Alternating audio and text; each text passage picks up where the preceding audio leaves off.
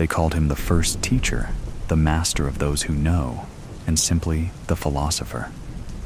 A man who arrived in Athens as an outsider and left behind a body of thought so vast and so carefully reasoned that it became the architecture of the Western mind for nearly 2,000 years.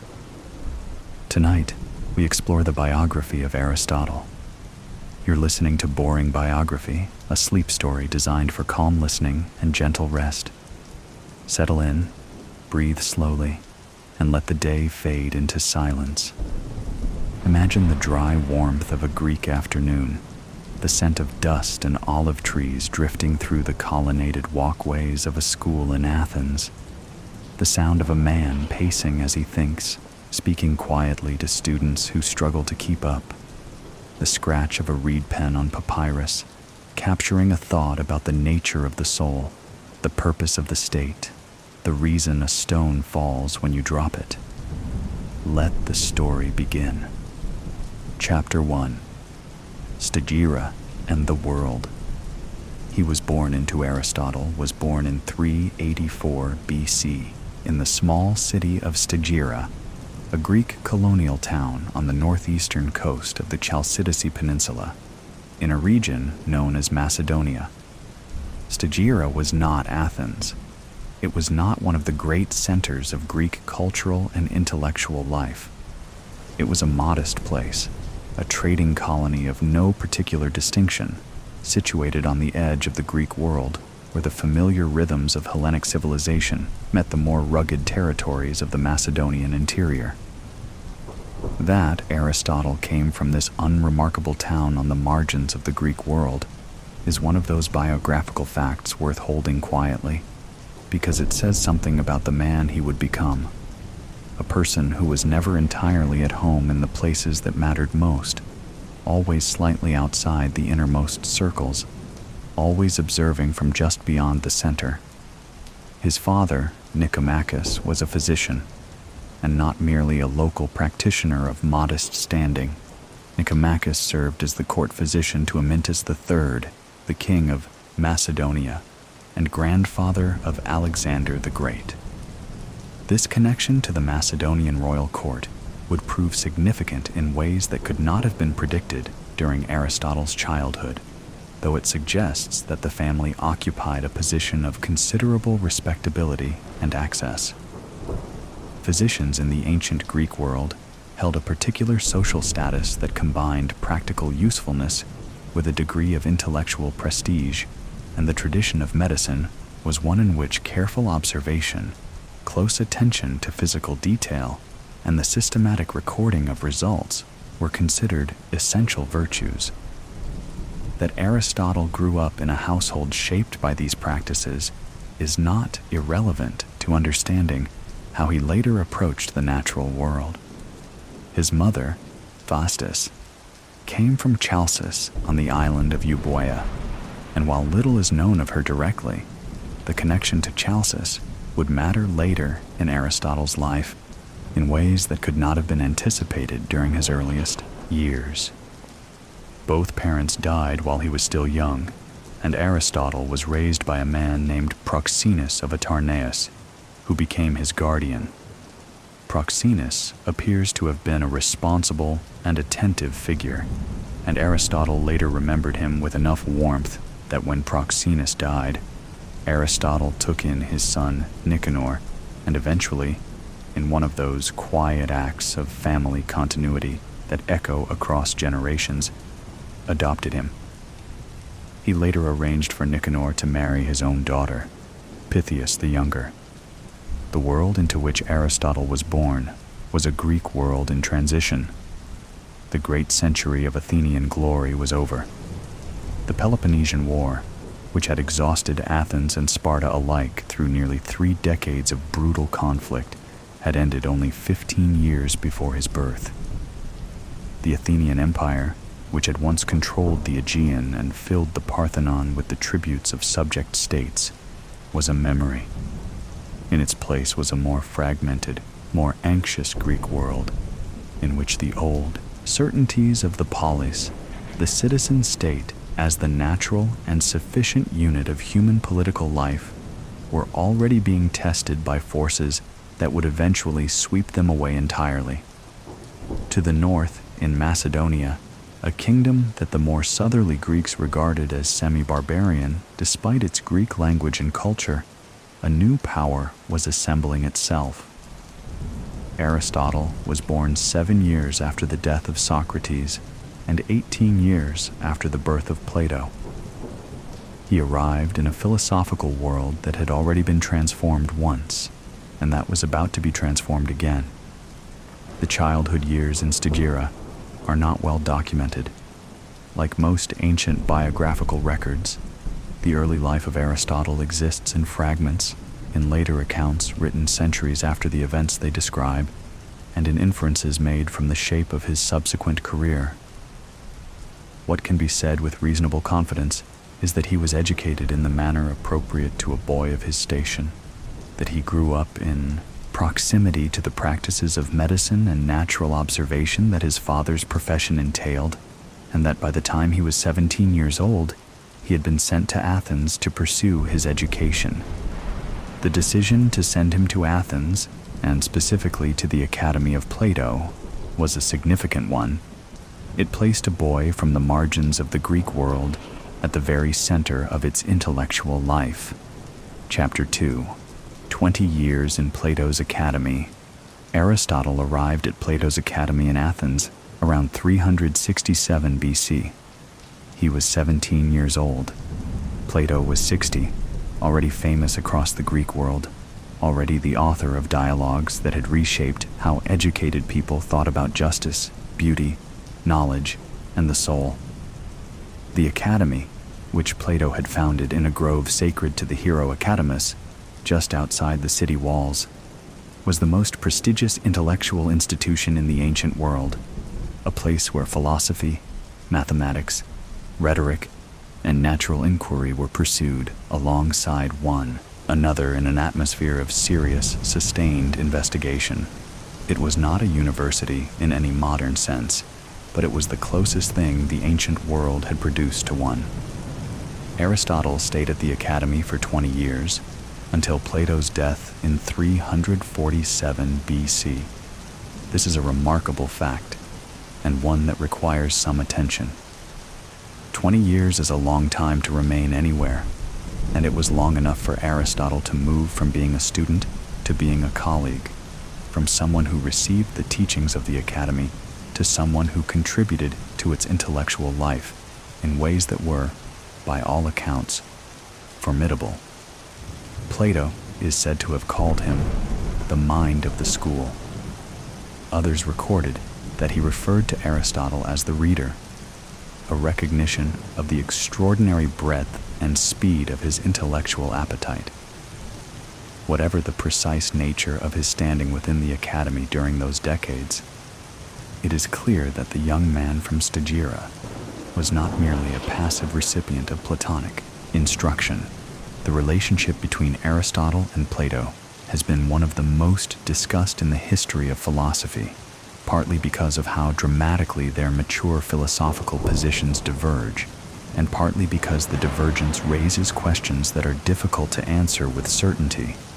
When did Aristotle begin to develop the systematic criticisms of Platonic theory that run through his own work? Was this a gradual development that began during his years at the Academy, or did he maintain a more faithful adherence to Platonic ideas during his time there, and develop his own positions only after leaving? The evidence does not give a clean answer. What is clear is that by the time Aristotle produced the philosophical works that have survived to the present day, he was engaged in a sustained and often pointed critique of the theory of forms that lay at the heart of Plato's metaphysics. Plato had argued that the things we perceive with our senses, the particular horses and trees and human beings and beautiful objects of the physical world, are imperfect copies of eternal, unchanging forms that exist in a realm beyond the physical. The form of the horse is more real than any particular horse. The form of beauty is more real than any beautiful thing. Knowledge, on this account, is not derived from the observation of the physical world, but from the rational apprehension of these transcendent realities. Aristotle's entire philosophical career can be understood, at least in part, as a sustained argument against this position. For Aristotle, the real is here, in the physical world, in the particular things that exist and change and move and die. Understanding begins with observation. The universal is present in the particular, not separate from it. This is not a minor difference of emphasis. It is a fundamental disagreement about the nature of reality, and it shaped everything else. Despite this deep philosophical tension, Aristotle's relationship with Plato was not one of simple opposition. He regarded his teacher with genuine respect and affection, and later in life, he would write with evident feeling about the debt he owed to the philosophical tradition that Plato had shaped. He composed an elegiac poem lamenting Plato's death that survives in fragmentary form, in which he describes his teacher as a man whose goodness and happiness were linked in a way that less fortunate people could only aspire to. The grief in those lines, however carefully composed, is not easy to read as purely formal. He had known Plato for 20 years. He had lived within the intellectual world Plato created. Whatever the extent of his disagreements, the loss was real. During his years at the Academy, Aristotle also began to develop as a writer and a teacher in his own right. The works he produced during this period were, by most accounts, written in a polished, accessible style, quite different from the technical treatises that survive today. The ancient world praised these early writings as models of elegant prose. Cicero later described Aristotle's literary style as a river of gold. Virtually nothing of these early works survives. What we have instead are the lecture notes and philosophical treatises, the working documents of Aristotle's later career, which are dense, sometimes compressed, often technical, and occasionally among the most difficult texts in the entire philosophical tradition. The loss of the early writings is one of the great sorrows of intellectual history. Chapter 3. Departure, Assos, and the Years of Wandering.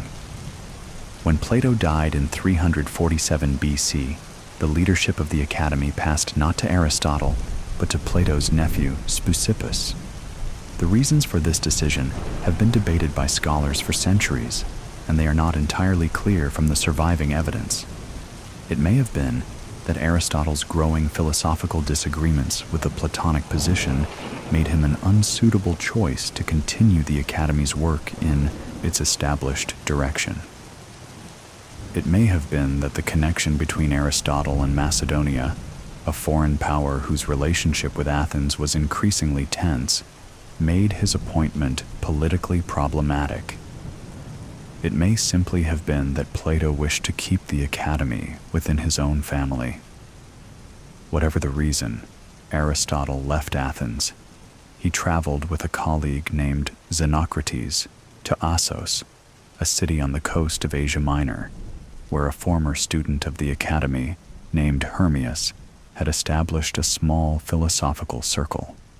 Hermias was an unusual figure, a former slave who had risen through intelligence and political skill to become the ruler of Atarneus and Assos, and who used his position to create a court that welcomed philosophical inquiry.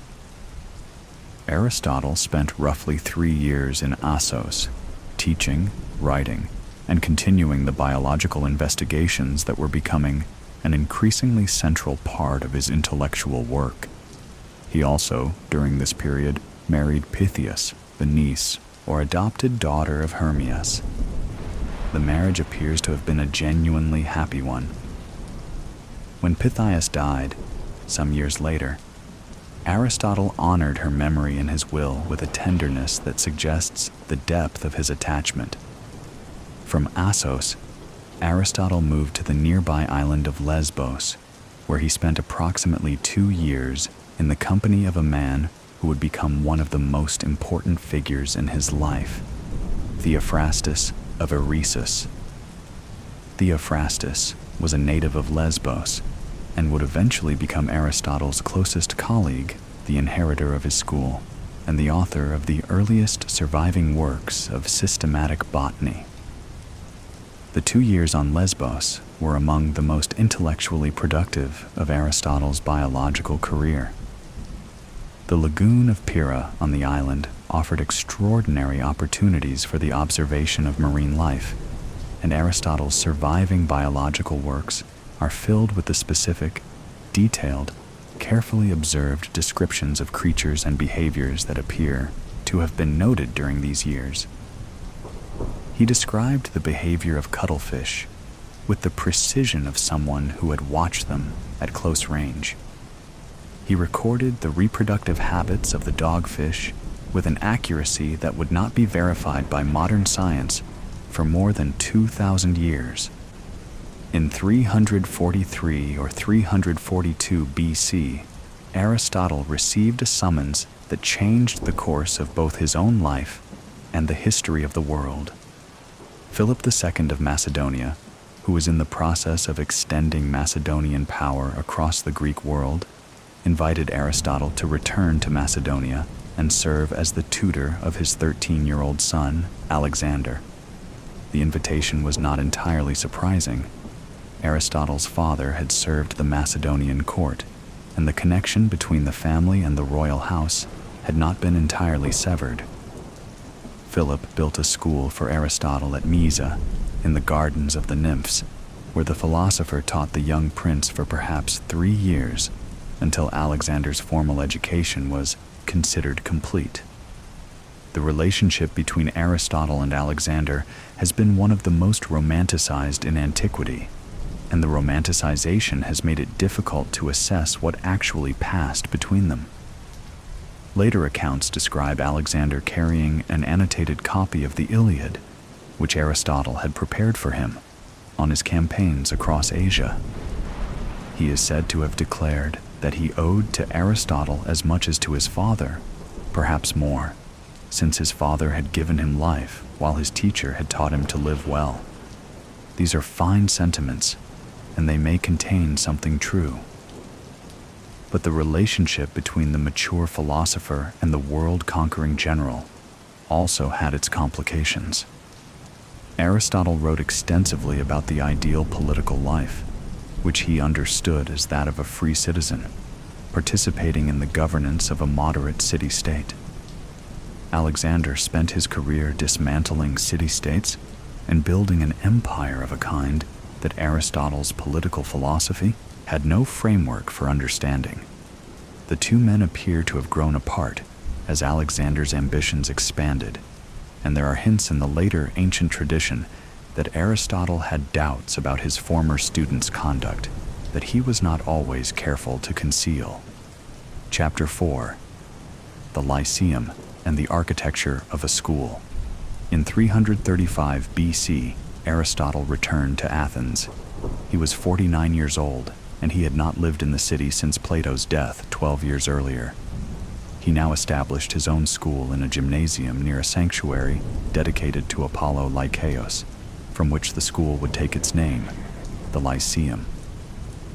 The founding of the Lyceum was the institutional expression of an intellectual project that Aristotle had been developing across the previous 2 decades, and the school he built reflected the breadth and systematic ambition of that project in ways that were without precedent in the ancient world. The Lyceum was, from the beginning, a different kind of institution from Plato's Academy. Where the Academy had been primarily focused on philosophy and mathematics, and had reflected Plato's conviction that the most important forms of knowledge were abstract and rational, the Lyceum was organized around the systematic investigation of everything. Aristotle and his colleagues collected botanical and zoological specimens, constitutions of Greek city-states, records of dramatic performances, accounts of philosophical views from across the Greek tradition, and observations about the natural world gathered from travelers, sailors, hunters, farmers, and physicians. The school maintained a library that was, by ancient standards, extraordinary in its scope. It assembled what we might now call a research program across multiple disciplines simultaneously. Aristotle's method of teaching at the Lyceum is associated with the name peripatetic, from the Greek word for walking, peripatein, though whether this reflects a literal practice of philosophical discussion conducted while walking through the school's gardens, or whether it derives from a covered walkway, a peripatos, associated with the school buildings, is a question the ancient sources do not resolve clearly. What is clear is that the Lyceum under Aristotle was a place of enormous intellectual energy, in which questions were pursued with a rigor and a breadth that its founder regarded as inseparable from each other. For Aristotle, philosophy was not a specialized discipline. It was the attempt to understand everything, pursued through the most careful methods available. The works that survive from Aristotle's mature period, the works that represent his philosophical achievement in the form in which the subsequent tradition received them, were in all likelihood produced at the Lyceum, edited, revised, and compiled across the 13 years he spent there. These works cover an astonishing range. The logical treatises, now collected under the title Organon, the tool, established the formal study of valid inference and shaped the discipline of logic for more than 2,000 years. The works on natural philosophy, including the Physics, on the heavens, on generation and corruption, and the Meteorologics, attempted a systematic account of the natural world and its principles of change and motion. The biological works, including the history of animals, on the parts of animals, and on the generation of animals, constituted the most comprehensive attempt at systematic zoology that the ancient world produced. And then there were the philosophical works that would define entire disciplines. The Metaphysics, a title given not by Aristotle himself, but by later editors, which explored the most fundamental questions about being, substance, causation, and the nature of the divine. The Nicomachean Ethics, named after his son Nicomachus, which provided the most systematic ancient account of the good life and the virtues that contribute to it. The Politics, which analyzed the forms of political organization and their relationship to human flourishing. The Rhetoric, which examined the principles of persuasive speech.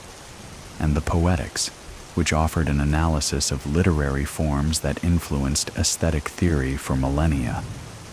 The list continues. There is more. The breadth is not easy to hold in the mind all at once.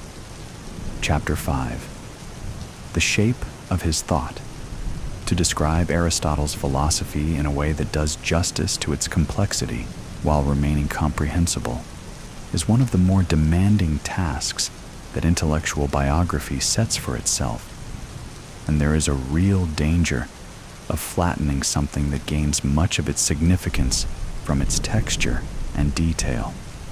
But certain central commitments run through the whole of his work in ways that can be identified and held, at least provisionally, before the full complexity is encountered.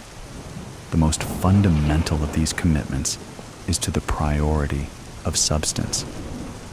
For Aristotle, the primary objects of existence are individual, concrete things. This particular horse, this specific human being, this stone that I hold in my hand. These are not shadows of a more real world elsewhere. They are the real world, fully and properly. The task of philosophy is to understand them, to identify what they are made of, what makes them the kinds of things they are, what causes them to exist and change as they do, and what purposes or ends they are oriented toward.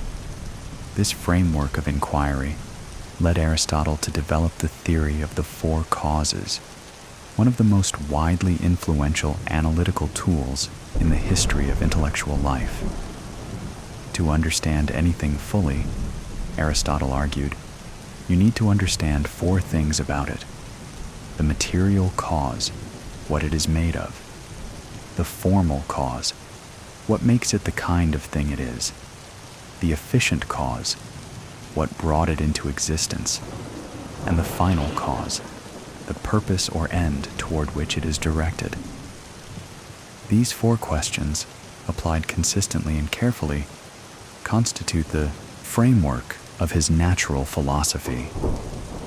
When Aristotle asks why a statue exists, the answers are the bronze of which it is made, the form of the human figure which the bronze has been shaped to embody, the sculptor who shaped it, and the commemorative or decorative or religious purpose for which it was made.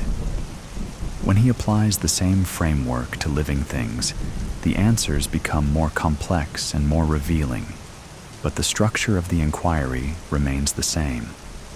Particularly important is the final cause, the telos, the end or purpose toward which something is oriented. For Aristotle, natural things are not merely pushed from behind by prior causes. They are also pulled forward, as it were, by the ends they are constituted to realize.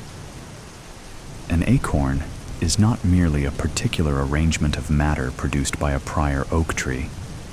It is a thing organized around the realization of its specific form, a nature that it will develop into if conditions allow. The oak is not a foreign imposition on the acorn from the outside. It is the acorn's own nature seeking to realize itself. This teleological way of thinking about the natural world, the idea that natural things are inherently oriented toward ends, was enormously influential in the subsequent history of Western thought, and it shaped not only philosophy, but also biology, medicine, and theology across many centuries. In the domain of ethics, Aristotle's central concept is eudaimonia, a Greek word often translated as happiness, but which more accurately means something like flourishing or living and doing well. Eudaimonia, for Aristotle, is not a feeling, not a subjective state, not a matter of how pleasant your experience is at any given moment. It is an activity, a way of living, that consists in the exercise of the distinctively human capacities in a way that is excellent and appropriate to them. The distinctively human capacity, for Aristotle, is rational activity, and the life of eudaimonia is one in which that capacity is exercised well over a complete life in conditions that allow for its exercise. Virtue, arete, is what enables this excellent exercise of our rational nature. The virtues are stable dispositions of character that allow us to respond to the various situations of human life in the appropriate way, neither falling short of what the situation demands, nor going beyond it. Courage is the virtue that governs our response to situations involving fear and danger. Generosity governs our response to situations involving wealth and its distribution.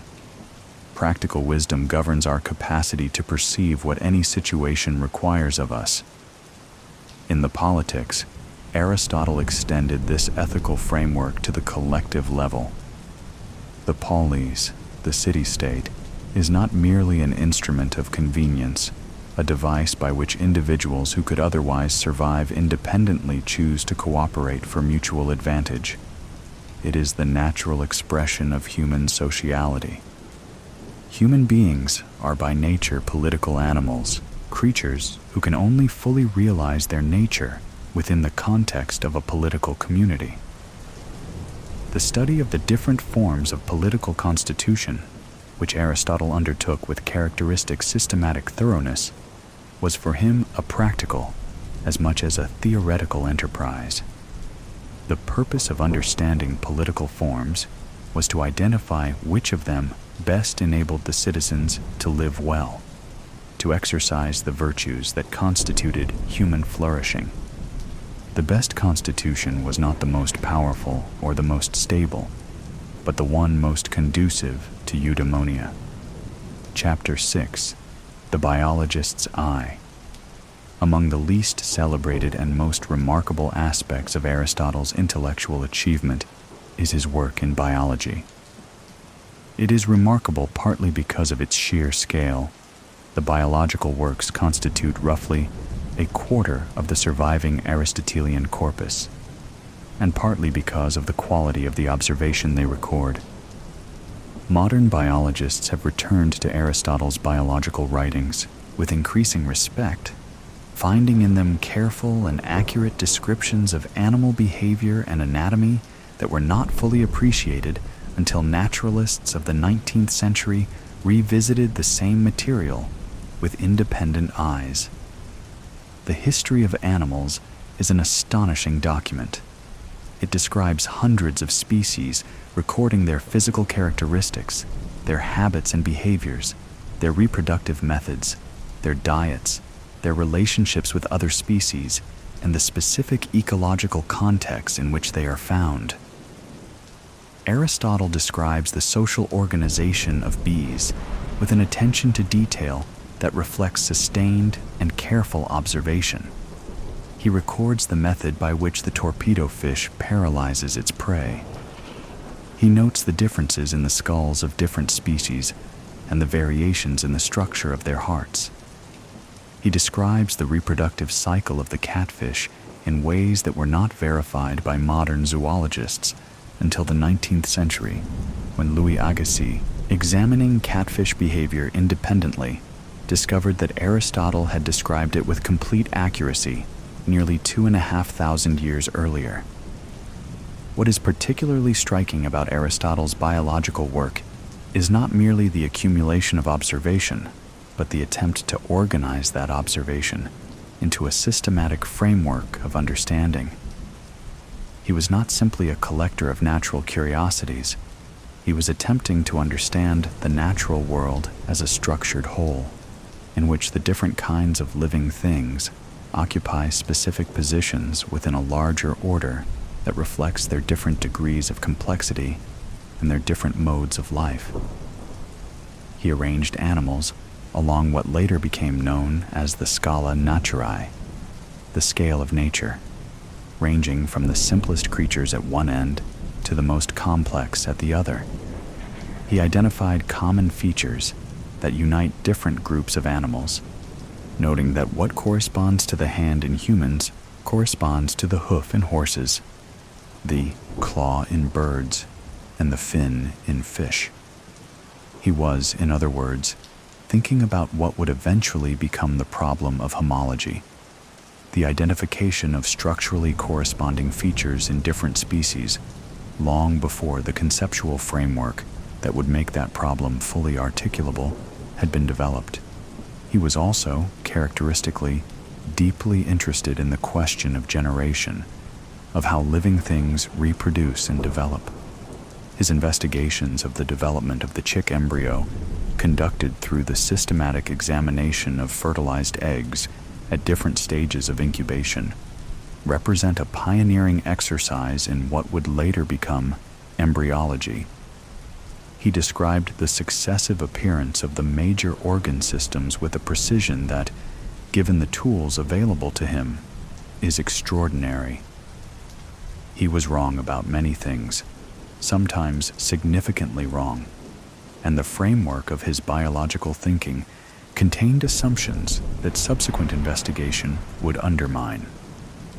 But the attempt itself, the systematic observation of natural development guided by carefully articulated questions, was something genuinely new in the world. Chapter 7. Personal life and private dimensions. The personal life of Aristotle is not well documented, and what survives is partial and sometimes contradictory. Ancient biographical accounts, written centuries after the events they describe and often shaped by later philosophical or rhetorical agendas, need to be handled with care, but certain outlines are clear enough to hold. His marriage to Pythias, the niece or adopted daughter of Hermias of Atarneus, appears to have been a genuinely important relationship. They had a daughter together, also named Pythias, and when his wife died, probably while he was in Athens and she was relatively young, Aristotle honored her memory in his will, with an instruction that his bones should be placed alongside hers, in the tomb he had built for her. This is a detail of a kind that is unusual, enough in ancient biographical sources to carry some weight. The will, which survives in a later compilation and is generally regarded as authentic in its main outlines, reveals a man who was attentive to the well-being of the people around him in a variety of specific and practical ways. After the death of Pythias, Aristotle lived with a woman from Stagira named Herpyllis, who may have been a freed slave from his household or may have been of free birth. The ancient sources disagree, and the uncertainty is not easily resolved. With Herpyllis, he had a son named Nicomachus, after his own father, who would die young. In his will, Aristotle made careful and generous provision for Herpyllis, indicating that if she wished to remain in the house at Chalcis, she should be comfortable there, or if she preferred to return to Stagira, she should be settled appropriately and provided with a household. The tone of these provisions is one of genuine care, rather than mere obligation. He describes her as deserving well of him, a quiet phrase that seems to contain a great deal. The will also reveals something of Aristotle's relationship with the slaves of his household. He instructed his executors that his slaves should not be sold, and that those who had served him well and faithfully should eventually be freed. These instructions reflect neither the radical abolitionism that Aristotle himself never advocated, since his political philosophy accepted the institution of slavery, and even, in some formulations, justified it, nor the casual indifference to individual slaves that many ancient slave owners displayed. They reflect the complicated position of a man who accepted the institution intellectually, while relating to the individuals within it in ways that acknowledge their humanity. The ancient sources describe Aristotle as a man of distinguished and somewhat dandyish appearance, slender, with small eyes, who spoke with a lisp, dressed carefully, and wore rings. Whether this portrait is accurate or merely reflects the ancient tendency to project conventional characteristics onto canonical figures is not easy to determine. What the later tradition agrees upon, even when the accounts are otherwise hostile, is that he was an extraordinarily hard worker, a man of prodigious intellectual energy, who pursued his investigations with a sustained attention that left little room for idleness. His enemies in the ancient tradition accused him of arrogance and self-satisfaction, of treating his own conclusions as more certain than they were. His admirers described a man of genuine curiosity, openness to evidence, and readiness to change his views when the evidence required it. Chapter 8: Alexander, Athens, and the Problem of Power. The relationship between Aristotle's intellectual life and the extraordinary political events of his era is one of the more difficult aspects of his biography to assess with fairness. He lived through the conquest of the Greek world by Philip of Macedonia, the campaigns of Alexander that extended Macedonian power across Persia, Egypt, and as far as the borders of India, and the subsequent fragmentation of Alexander's empire after his death. These were events of world historical significance, and Aristotle was personally connected to the man most responsible for them. The connection to Macedonia was not without political cost. When Aristotle established the Lyceum in Athens in 335 BC, he did so in a city that was formally at peace with Macedon, but deeply resentful of Macedonian domination. His position as a prominent Macedonian-connected figure in a city that had recently been compelled to accept Macedonian hegemony, was always somewhat delicate. He was a medic, a resident foreigner in Athens, which meant he could not own property there and enjoyed a legally subordinate status compared to citizens. The academy, by contrast, had been founded by an Athenian citizen, and the Lyceum's land had to be leased rather than owned. During the years of Alexander's campaigns, Aristotle maintained a connection with the royal court through his nephew Callisthenes, who accompanied Alexander as the expedition's official historian. The relationship between Alexander and Callisthenes ended badly. Callisthenes refused to perform proskynesis, the Persian gesture of prostration before the king, which Alexander had begun to require from those around him. This refusal, grounded in Greek notions of the dignity appropriate to a free person, led eventually to Callisthenes' arrest and death. Aristotle's own position cannot have been made easier by the fate of his nephew. The ancient tradition contains suggestions of a growing estrangement between Aristotle and his former pupil, and there are hints that Alexander, in the last years of his life, regarded Aristotle with some suspicion. When Alexander died in Babylon in 323 BC, the political situation in Athens changed immediately and dramatically. Anti-Macedonian sentiment, which had been suppressed during the years of Macedonian dominance, found expression with sudden energy. Aristotle, conspicuously connected to the Macedonian court, found himself in a vulnerable position. A charge of impiety was brought against him, on grounds that are now difficult to establish clearly. The charge may have been connected to a hymn and inscription he had composed in honor of Hermias after Hermias' death at the hands of the Persians, which some in Athens chose to interpret as inappropriate deification of a mortal. Whatever the precise nature of the accusation, Aristotle did not choose to remain in Athens and face it. He left Athens for Chalcis, on the island of Euboea, the city from which his mother had come and where he had connections through family and property. He is reported to have said, with a characteristic and somewhat melancholy wit, that he was leaving to prevent the Athenians from sinning against philosophy a second time, the first time being the execution of Socrates. Whether he actually said this, or whether the remark was attributed to him by a later tradition that found it too good to pass up, is not clear. What is clear is that he left, that he took with him a substantial portion of the library he had assembled at the Lyceum, and that he did not return. Chapter 9. Death at Chalcis and the fate of the writings. Aristotle died in Chalcis in 322 BC, approximately a year after leaving Athens. He was 62 years old.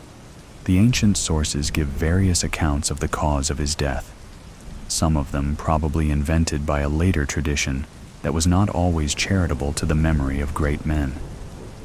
The most likely cause was simply illness, a digestive ailment that had troubled him for some time and that, in an era without effective medical intervention, proved fatal. He left behind a will of unusual thoughtfulness and detail, provisions for Harpillus and his children, instructions about the care of his slaves, requests regarding his burial and the burial of Pythias alongside him, and directions for the completion of various philosophical works in progress. The question of what happened to his writings after his death is one of the great puzzles of ancient intellectual history, and the story that has come down to us, though its details are disputed, is strange enough to deserve telling. Aristotle left his library, including his own manuscripts, to Theophrastus, who continued as the head of the Lyceum for more than 3 decades after his teacher's death. When Theophrastus died, the library passed to a man named Neleus, and here the story becomes murky.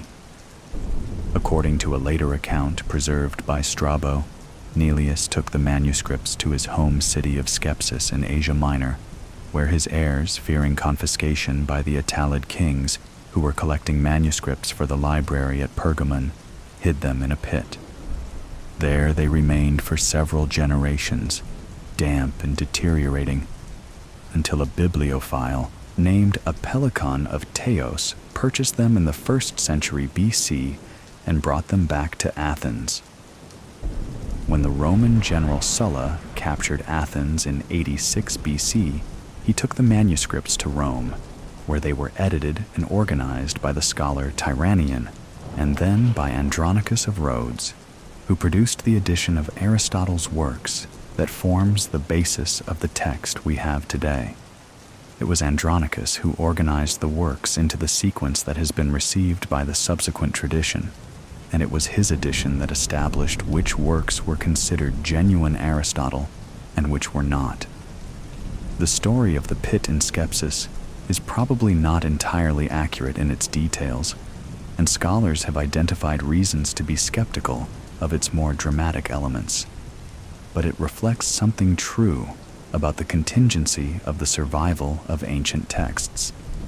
The Aristotle we have is a partial, damaged, editorially mediated version of what Aristotle wrote, filtered through centuries of copying, editing, and accident.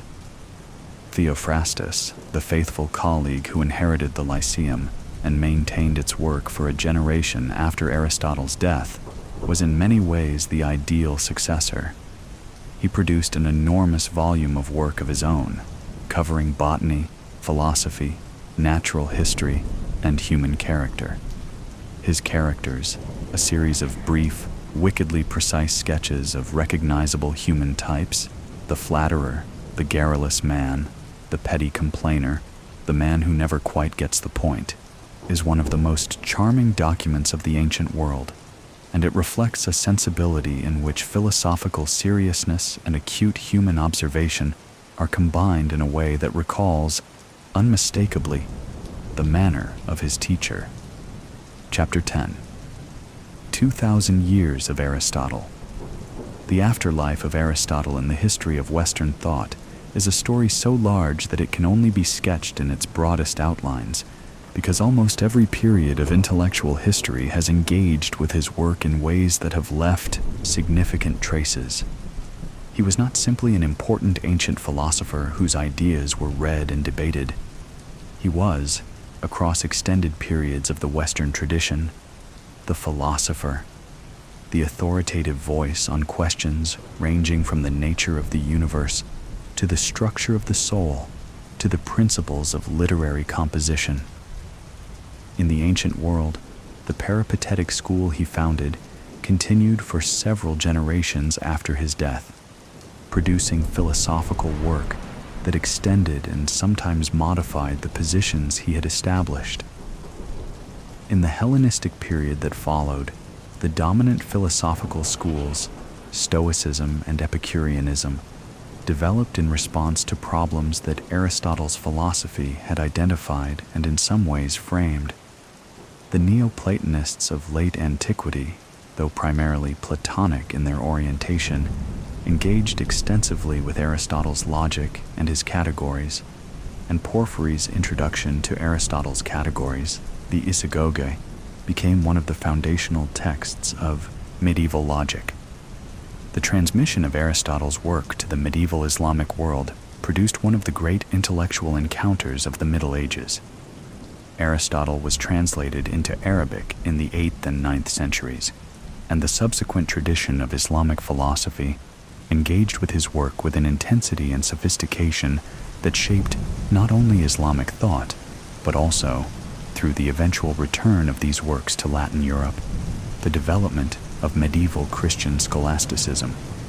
The great Islamic philosopher Ibn Rushd, known in the West as Averroes, produced commentaries on Aristotle's works that were so extensive and so authoritative that he became known simply as the commentator, and Aristotle himself as the philosopher. This nomenclature, Aristotle as the philosopher without qualification, reflects the degree to which his authority in the Islamic philosophical tradition had become something close to absolute. In medieval Europe, the reception of Aristotle's works was more complex and more contested. Many of his works had been lost to the Latin West during the early medieval period, preserved only in fragments and summaries, and their recovery through Islamic intermediaries and through direct contact with Byzantine Greek scholarship was one of the defining intellectual events of the 12th and 13th centuries.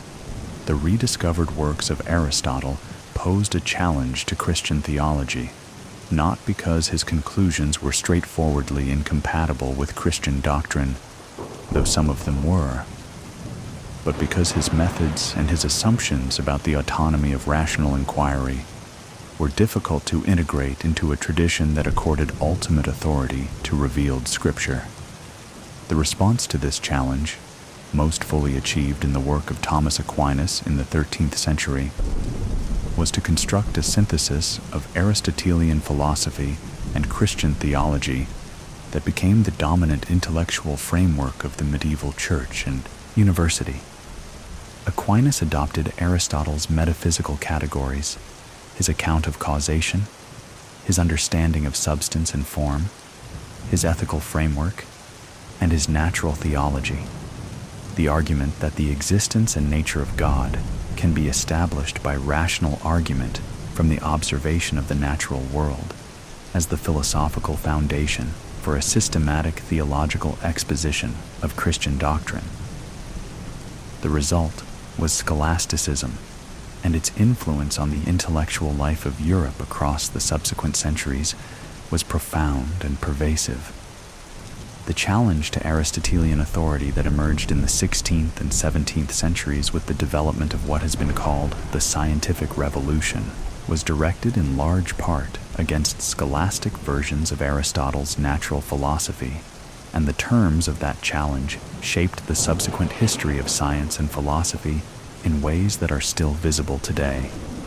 Galileo's rejection of Aristotle's account of motion, Descartes' rejection of his hylomorphic account of substance, and Francis Bacon's attack on what he described as the empty, contentious learning of the schoolmen were all, in different ways, directed at Aristotelian positions or at positions that had been formulated in Aristotelian terms.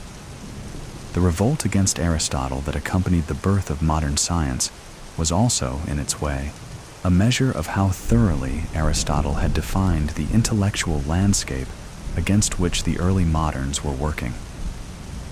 In more recent centuries, the engagement with Aristotle has been more varied and more explicitly revisionary. Analytic philosophy of the 20th century found in Aristotle's logic, his philosophy of language, his metaphysics, and his ethics, a set of problems and resources that proved extraordinarily generative.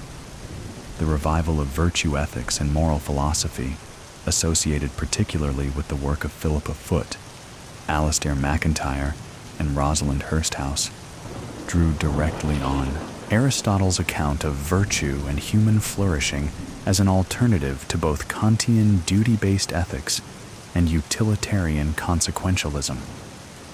Martha Nussbaum's extensive engagement with Aristotle's ethics and political philosophy brought his ideas about human flourishing, the role of the emotions, and the relationship between justice and human capability into some of the most important debates in contemporary political philosophy. Chapter 11, What He Left Behind. To assess the significance of Aristotle's legacy is to confront a problem of scale that tends to make superlatives seem inadequate. He was not the greatest philosopher who ever lived in the straightforward sense that he got more things right than anyone else, because he got a great many things wrong, and the history of thought since his time has involved the systematic correction of many of his specific claims. The physics that bears his name was overturned by Galileo and Newton.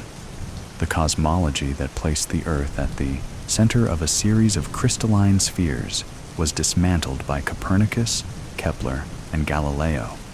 The biology that organized living things along a single scale of perfection was transformed and in important ways superseded by the Darwinian understanding of evolution through natural selection.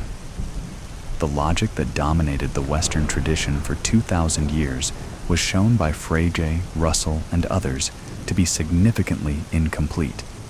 And yet, the list of what Aristotle created, or first systematized, or developed to a degree that shaped everything that came after, is remarkable by any measure. He invented logic as a formal discipline. He founded biology as a systematic science. He established the frameworks within which ethics was discussed in the Western tradition for more than 2,000 years.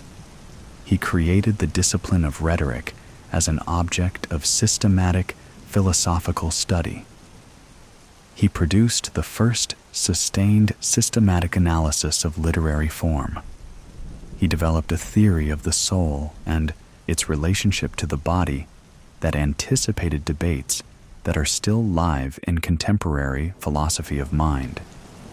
He articulated a political philosophy that identified the relationship between constitution and human flourishing as the central question of political life, a question that has never been adequately answered and that may never be. What perhaps most distinguishes his legacy from that of any other single thinker is the combination of breadth and depth. There are philosophers who have gone deeper into specific problems than Aristotle went. There are naturalists who have observed the natural world with more precision and more comprehensive evidence. There are logicians who have constructed more powerful formal systems. But there is no one else in the history of Western thought who achieved, across so many different domains simultaneously, a quality of systematic inquiry that shaped the subsequent development of those domains in ways that are still traceable today. The breadth was not achieved at the cost of depth. The depth was not achieved at the cost of breadth. This combination is the thing that most defies easy explanation. He asked why things change and produced a framework for understanding causation that shaped natural philosophy for nearly 2 millennia. He asked what it means for a life to go well and produced an account of virtue and flourishing that is still used as a point of reference in moral philosophy today. He asked what kinds of political arrangement best enable human beings to live well, and produced a comparative analysis of constitutions that was the most sophisticated thing of its kind until modern political science. He asked, what makes a tragedy, and produced an account of the emotional and formal structure of dramatic literature that shaped the interpretation and composition of plays for centuries. He asked how inference works, how we can move validly from what we know to conclusions we did not previously know, and produced the first formal logical system in the history of human thought. He asked what kind of being could be the unmoved source of all motion in the universe, and produced an argument for a divine intellect whose influence on subsequent theology it is impossible to overstate. He was also, and this is easy to forget, a man of great personal attachments. He grieved for his wife. He worried about the fate of his friends. He provided for his slaves. He composed elegies. He walked through gardens asking questions. He sat on the coast of Lesbos, watching the movement of creatures in the water and writing down what he saw with a care and a patience that were, in their own quiet way, a form of love directed at the world as it actually is. The world as it actually is. That is perhaps the phrase that most accurately captures what distinguished Aristotle from his great teacher, and what has made his work so persistently valuable to subsequent generations. Plato looked through the world to what lay beyond it. Aristotle looked at the world with a systematic, patient, insatiable attention, and found that it contained more than enough to spend a lifetime understanding. He was right about that, even if he was wrong about many of the specific things he found there. The looking itself, the posture of attentive engagement with the actual, was the essential thing, and it is what has kept his work alive and generative across more than 2,000 years of intellectual history. And that is where we leave the story of Aristotle. A physician's son from a small city on the Macedonian coast, who walked into the greatest school in the ancient world, and over the course of a long life of sustained intellectual effort, produced a body of thought that became, for a very long time, the architecture of educated understanding in the Western world. The philosopher, the first teacher, the man who taught Alexander and watched him exceed every category Aristotle had available to describe what he was doing. He died in Chalcis, in the city his mother had come from, in 322 BC, 62 years old, with manuscripts still in progress and questions still unanswered. There were always more questions. Thank you for listening. If you enjoyed this biography and want more stories about the people who shaped the world of ideas, make sure to subscribe and join us for the next Boring Biography.